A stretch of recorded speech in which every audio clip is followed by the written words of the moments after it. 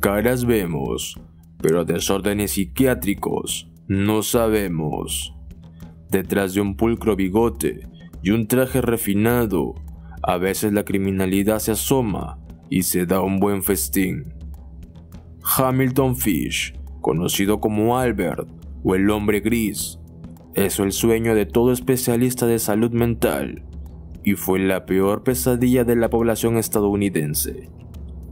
Caníbal, masoquista, pederasta, sádico y coprofílico, este asesino serial puso muy en alto los estándares de la criminalidad en la década de 1890. ¿Qué tal, queridos amigos? Gracias por acompañarnos en un archivo oculto más.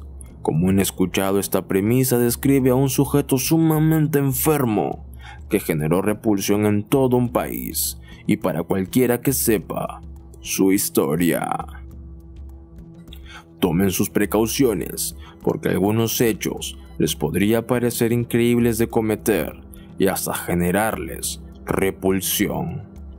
Hamilton Howard Fish nació el 19 de mayo de 1870 en Washington. Desde que era tan solo un niño, fue azotado varias veces por la muerte, la cual no solamente le arrebató a su padre a la edad de 5 años, sino que también lo puso a prueba con el fallecimiento de uno de sus 3 hermanos. Su madre, Ellen Fish, no pudo soportar lo que vino después del inesperado infarto que le produjo la muerte a su esposo, así que tomó una drástica decisión que sin duda cambiaría el futuro de Hamilton para siempre. Para 1875, las paredes grises, los castigos físicos y las burlas incesantes ya eran parte del intrincado mundo del futuro asesino. El dolor embriagador y la carencia económica llevarían a su madre a encargar su cuidado a un orfanato, que si bien trajo consigo momentos desoladores, también fue el detonante de un gran descubrimiento. Las primeras tendencias masoquistas comenzaron a dejarse vislumbrar a la corta edad de 5 años. Los informes de aquella época describen a Fish como un joven problemático cuyo mayor deseo era sentir dolor. Sus días transcurrían entre sus pasatiempos favoritos, autoinfligirse lesiones, golpear a sus compañeros y mostrar una curiosidad desbordada por los recortes de prensa que retrataban las historias de criminales. Si su infancia fue determinante para la formación de su instinto homicida, su genética lo fue aún más. Con 2 generaciones de enfermedades psiquiátricas a sus espaldas, Albert se convirtió en la persona más temida. No obstante, no fue el único, ya que al menos 7 personas de su parentesco más directo, entre ellas su madre, habrían padecido de fuertes alucinaciones.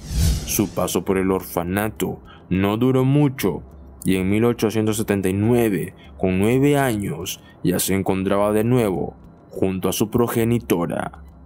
Sin embargo, lo que para algunos fueron 4 años, para Fish constituyó tan solo en el inicio de una amplia e interminable etapa de exploración y descubrimiento de sus más oscuros deseos. Comenzó a tener relaciones homosexuales en 1882, a la edad de 12 años, con el hijo de un telegrafista unos años mayor. La juventud también llevó a Fish a prácticas como urofagia y coprofagia. Sí, señores, este sujeto bebía orines y comía heces. Además, comenzó a visitar baños públicos, en donde se excitaba con los olores y sonidos, y piscinas públicas, donde podía ver jóvenes desnudos, y gastaba una buena parte del fin de semana en esas visitas. Hacia 1890, con 20 años, Fish llegó a la ciudad de Nueva York. Dijo durante su confesión, se había vuelto un prostituto. También afirmó que comenzó a violar a muchachos jóvenes, un crimen que siguió cometiendo aún después de que su madre le arregló un matrimonio. En 1898 se casó con una mujer 9 años menor que él. Tuvieron 6 hijos: Albert, Anna, Gertrude, Eugene, John y Henry Fish. Fue arrestado por malversación de fondos y sentenciado a prisión, purgando un delito en la cárcel estatal de Sing Sing en 1903, donde mantuvo relaciones sexuales con distintos presos.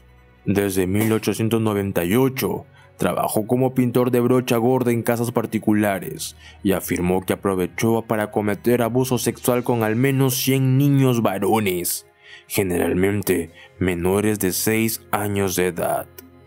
Fish comenzó a intensificar sus visitas a burdeles, en donde pedía a las prostitutas que lo azotaran y golpearan. Poco después, desarrollaría un interés mórbido por la castración.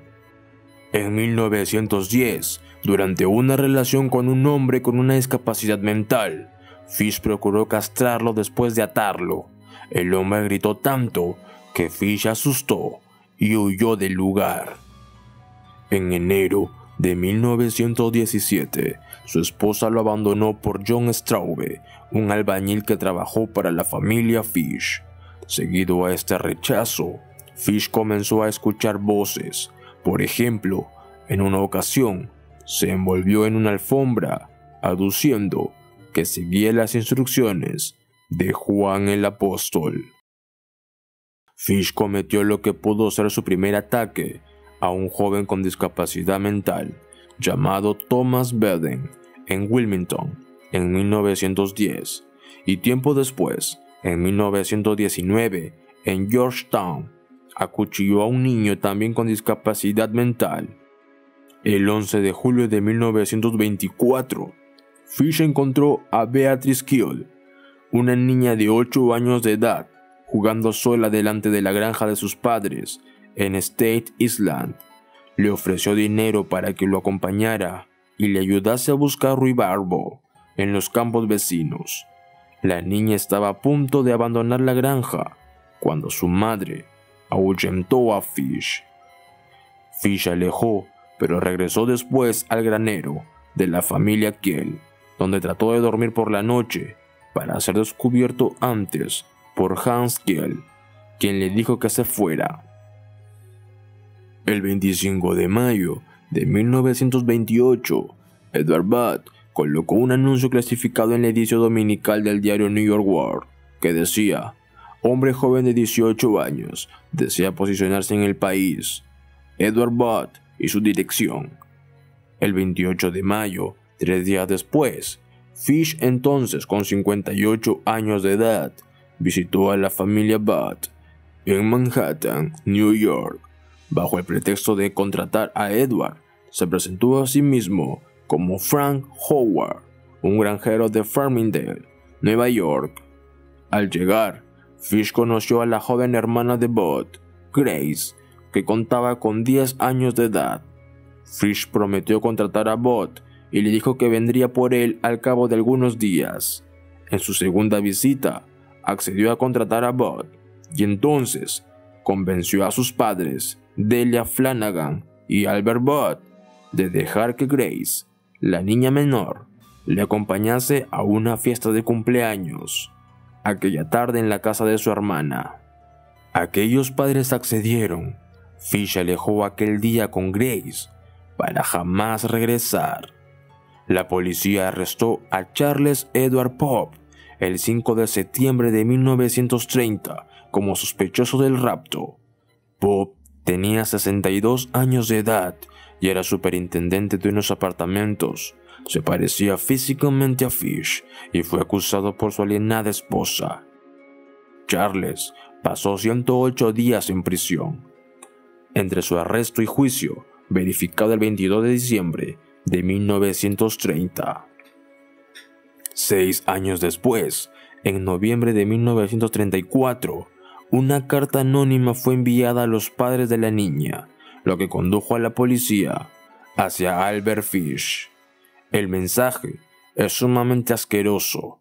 Hace mención a cómo se inició con el canibalismo conoció a un supuesto hombre que visitó China en 1894, en una supuesta época de hambruna, época donde la gente se alimentaba de carne humana, haciéndola pasar por animal. Por lo general, eran niños. Esta persona lo invitó a probar a su regreso a Estados Unidos, y ambos, enfermos, quedarían fascinados, según dice la nota, por su sabor. Para concluir la carta, hace mención en cómo terminó con la vida de esta pobre inocente pequeña. Pueden buscar y traducir la nota en internet. Hay detalles que superan la ficción. La madre de esta niña era analfabeta, por lo que no podía leer la carta por ella misma, así que se la dio a su hijo para que la leyera. La policía investigó la carta. No encontraron evidencias de que fueran ciertas la parte sobre el capitán Davis y la hambruna en Hong Kong. La policía así consideró que la parte que se refería al asesinato de Grace era bastante precisa en su descripción del secuestro y los eventos subsiguientes, aunque no se pudo confirmar si realmente Fish llegó a comerse parte del cuerpo de la pequeña Grace. La carta fue entregada en un sobre que tenía un pequeño símbolo hexagonal con las siglas NYPCBA, que significa Mutua Privada de Choferes de Nueva York. Un portero de la compañía dijo a la policía que él había tomado algunos de un escritorio, pero que los dejó en su habitación, unas calles más allá. La propietaria de los apartamentos alquilados dijo que Fish se había alojado en ese cuarto unos días antes. Dijo que el hijo de Fish le mandaba dinero y le había pedido que retuviera su siguiente cheque para él. William King, el director de investigación, esperó fuera de la habitación hasta que Fish regresó. Accedió a ir a la comisaría para ser interrogado, pero en la puerta principal amenazó a King con una navaja en cada mano. King desarmó a Fish y lo llevó a la comisaría de policía. No hizo el intento de negar el asesinato de Grace Budd, diciendo que él pretendía ir a la casa para llevarse y asesinar a Edward Budd, el hermano de Grace, pero cambió de idea al ver a la pequeña. Posterior a su detención, se revelaron algunas desapariciones más, como la de un niño de 4 años llamado Billy Gaffney, que se encontraba jugando en el patio afuera del apartamento de su familia en Brooklyn con su amigo Billy Bayton, de 3 años, el 11 de febrero de 1927. Ambos chicos desaparecieron, pero el amigo fue encontrado en el tejado del edificio de los apartamentos. Cuando se le preguntó sobre qué había pasado con Gaffney, Bayton dijo: "El coco se lo llevó". Inicialmente, Peter Kondinowski, otro asesino en serie de aquella época, fue sospechoso del asesinato de Gaffney. Pero el testimonio de ese entonces Joseph Meehan, un conductor de tranvía de Brooklyn, al ver una foto de Fish en los diarios, hizo que lo identificara como el anciano que vio el 11 de febrero de 1927, tratando de calmar a un niño sentado a un lado en el tranvía. El chico no llevaba chaqueta y lloraba por su madre. Fue arrastrado por el hombre fuera del vehículo. La policía comparó e igualó la descripción del niño con la filiación de Billy. El cuerpo de Gaffney nunca fue recuperado. La madre de Billy visitó a Fish en la prisión de Sing Sing para tratar de obtener más detalles de la muerte de su hijo, en donde otra vez este asqueroso anciano confesaría mediante una nueva carta a su abogado todo lo que hizo con el pequeño. Las descripciones son muy detalladas, por lo que si quieren saber, pueden encontrarlo en internet y leerlo por ustedes mismos. Solo debo decir que ese pequeño sufrió de una forma que no tiene imaginación. El juicio de Albert Fish por el asesinato premeditado de Grace Budd comenzó el lunes 11 de marzo de 1935 en White Plains, Nueva York. El juicio duró 10 días. Fish alegó locura y clamó haber escuchado voces de Dios ordenándole matar a los niños. Numerosos psiquiatras testificaron acerca de los fetichismos sexuales de Fish, incluyendo coprofagia, urofilia, pedofilia, sadismo y masoquismo. Pero existía desacuerdos en determinar cuál de ellos signaba la locura de Fish. Un testigo de aquella audiencia fue Mary Nicholas, hijastra de Fish, con 17 años de edad. Ella describió cómo Fish la incitaba a ella y a sus hermanos a juegos que involucraban masoquismo, donde él perdía a propósito para que lo golpearan.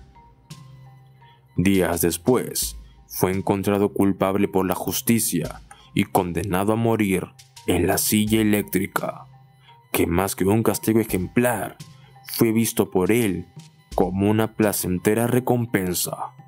De acuerdo con declaraciones de un periodista de Daily News presente en aquella ejecución, Fish llegó a prisión en marzo de 1935 y fue ejecutado en la silla eléctrica el 16 de enero de 1936 en la correccional de Sing Sing.